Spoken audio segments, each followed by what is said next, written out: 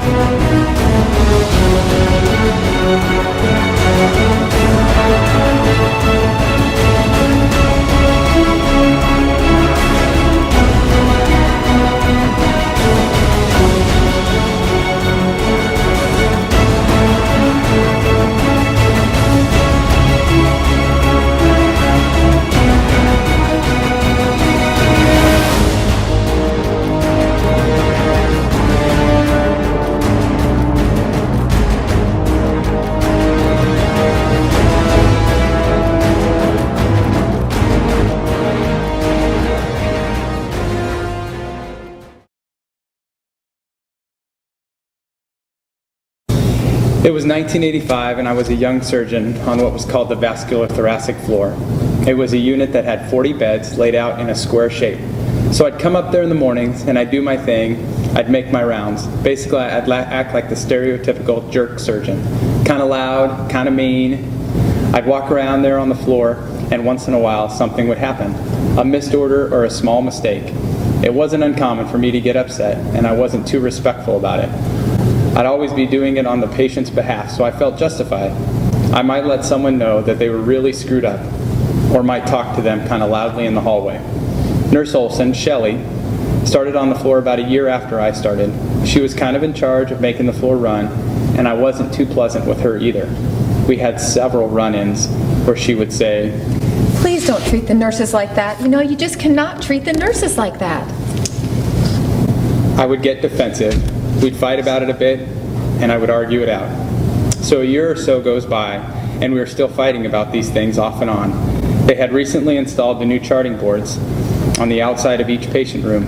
They attached them to the wall, and they had a ledge that you could fold out and you could chart on while you were standing outside the room. So the nurses had gotten into the habit of setting their water or coffee cups on the ledge, and when I would look down the hallway, all you'd see would be these cups, and it looked messy.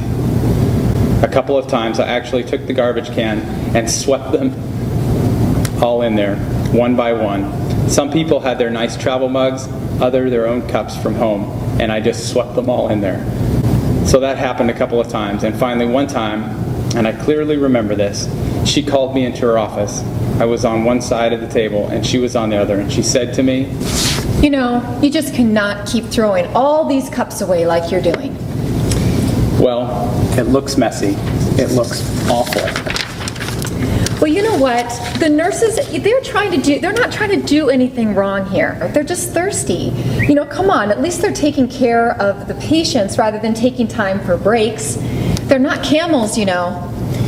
And right there, my whole perspective changed. I stopped and I said, "You know, I hadn't thought of it that way. I guess I'm quite a jerk." And literally from that moment forward, thanks to Nurse Olson giving me a bit of perspective, the way I acted on the unit changed quite a lot.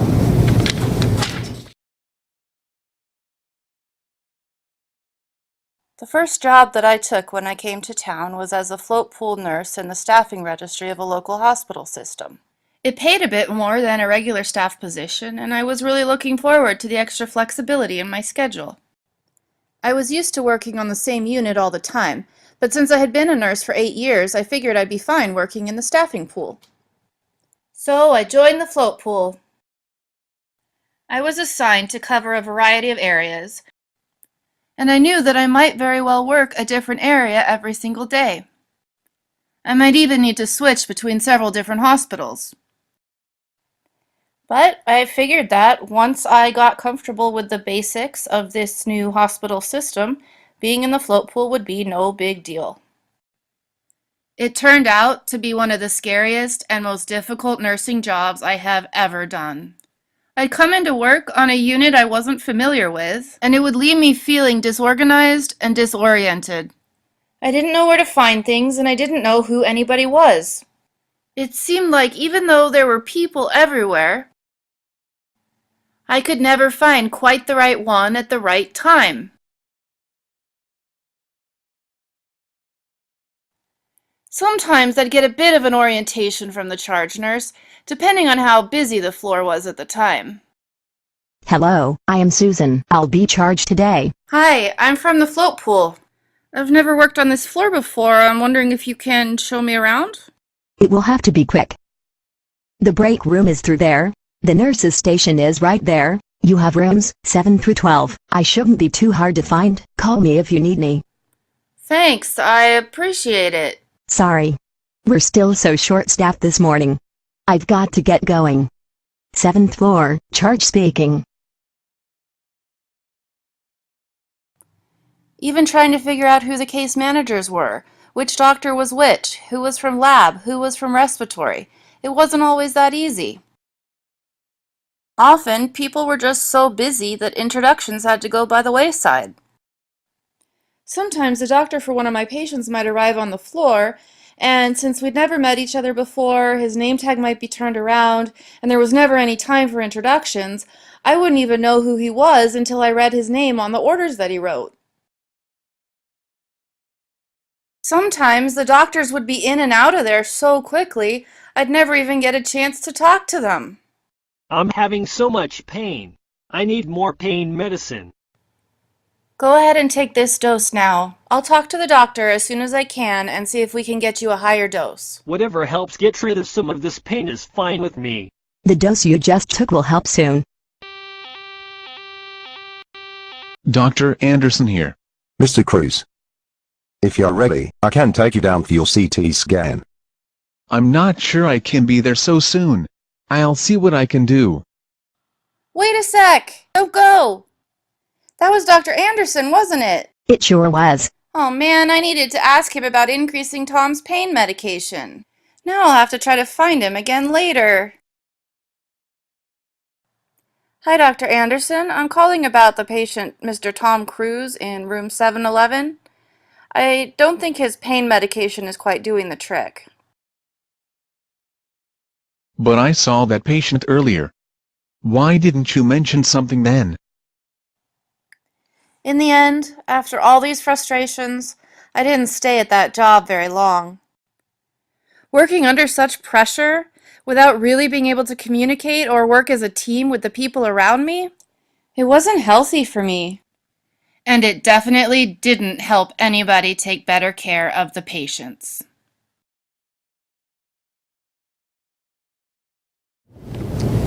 When I was a medical student, there was a resident that made my life hell. There was something about her attitude, about those little looks she'd give, or the way she'd just try to trip you up on some questions, and she was simply mean. She would say, "You have to come every single day for the first 3 weeks of rotation." I would get such anxiety about doing rounds with her. I wasn't eating, I wasn't sleeping. My anxiety level was through the roof. I had major trouble presenting patients to her because I was so scared. I never knew what she was going to throw my way. And I have a friend who was also a med student who was on that rotation after I was, and I saw her a couple days after, and she asked me, "How did you survive?" We had been going 14 days straight at at that point. And I called the school and I talked to the med student coordinator and I started crying on the phone telling her about how I have anxiety attacks and no days off. Ring, ring, ring.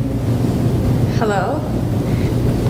Hi, I just want to know whether or not medical students get Martin Luther King Day off. I want to know if I should be a little more assertive and tell the resident we're supposed to get the day off, or if I should just keep quiet.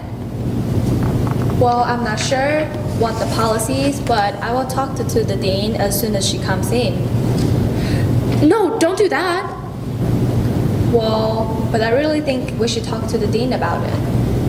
No, please, just find out whether or not I get the day off. That's all I want to know. Okay. The next day, I go in and my attending says, Can I talk to you? yeah, okay. So what's going on with Martin Luther King Day? I don't know what's going on Martin Luther King Day. Why did I get a call from the school about it? And I was like, oh, crap. That's not supposed to happen, you know, because you don't want to be complaining to your attending or complaining behind your resident's back. Well, I just called the school to find out if medical students get the holiday off, and I just haven't had a day off since we started. You haven't had a day off at all? No, this is day 15 and I still have to be here Tuesday, Wednesday, and Thursday and Friday. And I'm scheduled to be on call on this weekend, so I'm really hoping that med students automatically get MLK Day off on Monday. You know, I'm really sorry, but I can't give you call days off once you're scheduled, and having the holiday off is up to your resident. What can I help you with? Well, this resident is giving me the terrible anxiety. I can't even function. I don't even know why I'm talking to you about it, because I know that it takes 6 weeks for antidepressants to kick in, and that's when my rotation is going to be over, so I don't really know what to do. I can prescribe some Xanax for you. I can't take Xanax. If I'm presenting, I don't want to fall asleep. I need to be alert, and she's gonna know. And Just take some Xanax. It'll get you through this rotation. It'll be over soon. Some residents are just like that. I had my share of them back when I was in med school.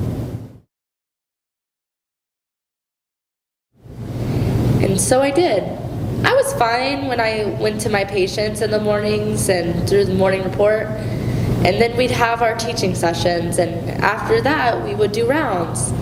And it was rounds where I'd get incredible anxiety. So I started taking Xanax every morning during the teaching sessions, and then I would go into rounds, and it would calm me down just enough. And that's how I got through the rest of the rotation.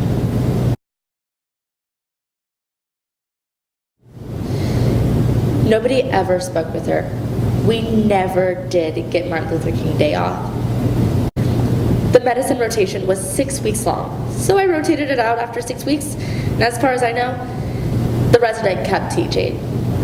It seems like nothing ever changes when it comes to that sort of stuff in medical school.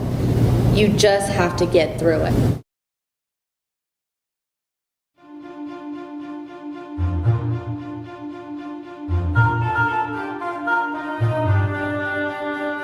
Hello, I am Dr. Anna Taylor, from the new anesthesia service.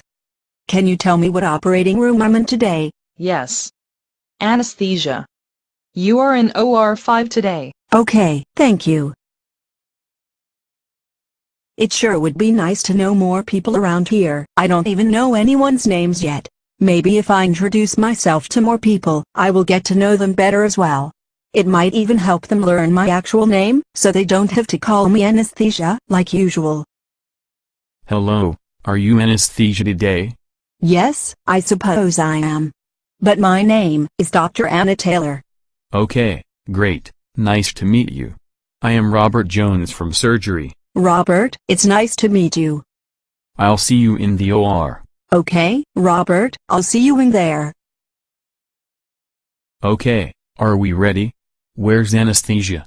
She is on her way. She just stepped out for a moment. There you are. Anesthesia is here. We can get started. Yes, Dr. Anna Taylor is here. Let's get started. Hello, Mr. Smith. Hello, Dr. Jones. I wanted to let you know that your surgery went very well. No complications, everything looked very good. That's great news, Dr. Jones. Do you think I'd be able to eat something soon? It's fine by me, but anesthesia will have to clear you first. Okay. I will go try to find them and let them know that you are hungry. Thanks, Dr. Jones. Hello, Mr. Smith. I am Dr. Anna Taylor. Are you anesthesia? Well, yes. I am. Great. Can I have some food?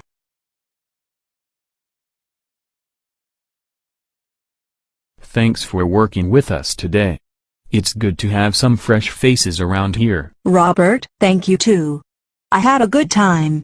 Are you anesthesia tomorrow as well? Yes, I am. Great. See you tomorrow. I really wish people could just use my actual name, instead of always calling me anesthesia.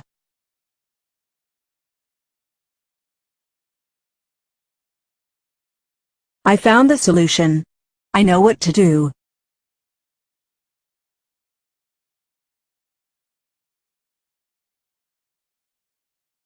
I know, isn't it great? I'm turning in my name change application today.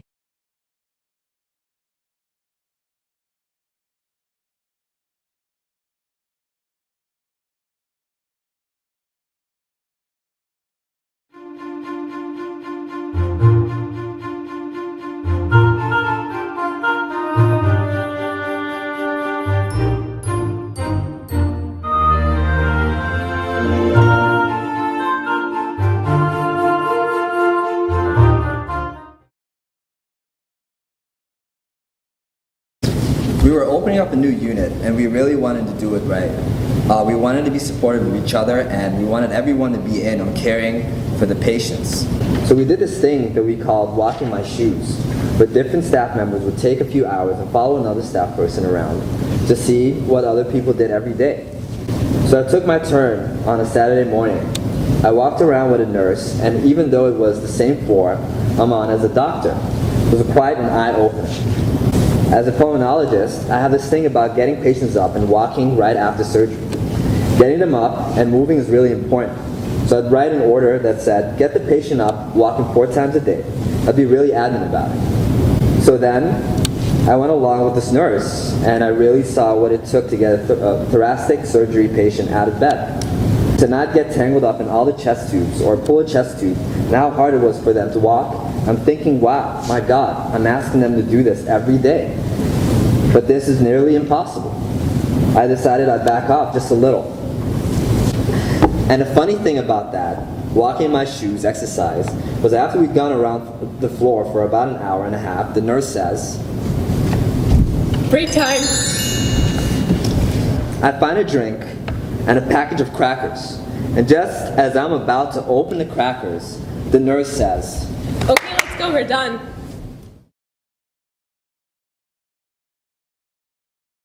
So I'm the executive director of a very important hospital, a huge hospital here in the city, and recently the Discovery Channel was in town and they asked to do an interview of me and of the hospital, and they wanted to come out and find out why are we having such incredible quality improvement and such incredible scores at the same time such low infection rates. So of course I said absolutely, come on out here, we would love to have you film our hospital, whatever you would like to do. So they came out, we decided on a certain spot in the hospital that we were going to do our filming and shoot some video. So here I was talking with the producer, we were really working through, I was explaining to him why things are so successful here in our hospital, and we were in this great space, and he was completely distracted, and he kept looking away from me and looking down the hall at this housekeeper that was just cleaning away, and I mean just cleaning away. And finally I just said, are we talking? And then he started walking down the hall towards her.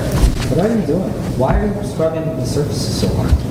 I'm saving lives.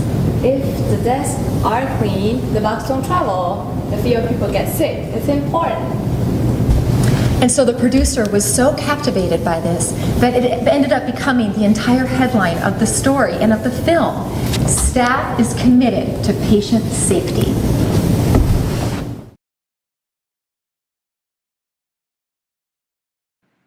I learned something really important from my father, but I didn't know I learned it until much later. When I was a teenager, we had a family business that made factory goods, aluminum percolators, etc. So he put me to work one summer pushing the broom. I think I was 17. I'd watch him come out of the management office sometimes. He was the vice president. And he'd walk down these stairs and he'd start to walk the factory floor. He'd do this about once, maybe twice a week. Along his walk, he'd stop and talk to the people. He'd spend a few seconds, minutes with them, have a little story, arm on the back, and leave with a smile. When he retired, I saw that he was pretty much a rock star among his employees. He was quite a bit older then, but they all wanted his autograph. You know, I watched him do it, but what he was doing didn't dawn on me until about 40 years later. So when I had the opportunity to become CEO of the Mayo Hospital, kind of by accident, I realized just how important what he was doing. Now, as a surgeon, I was used to walking around and not being in one place all the time. And when I became CEO, I really didn't like being in my office.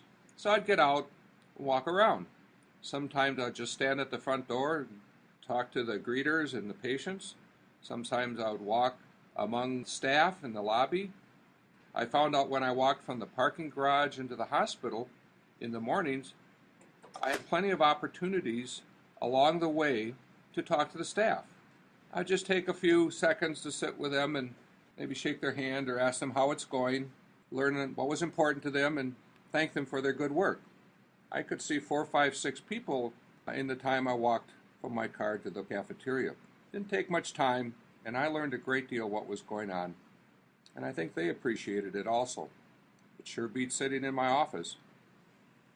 I found out over time it was crucial for leaders to be visible to their staff. It helps them really get to know and love the people who work so hard for the patients. The staff learns that their leaders care and that they're interested in what they're doing every day, and they feel comfortable bringing their concerns forward when the time comes. And I really found out I could get the pulse of the organization just doing that short walk. It was much more important to be out there than in my office.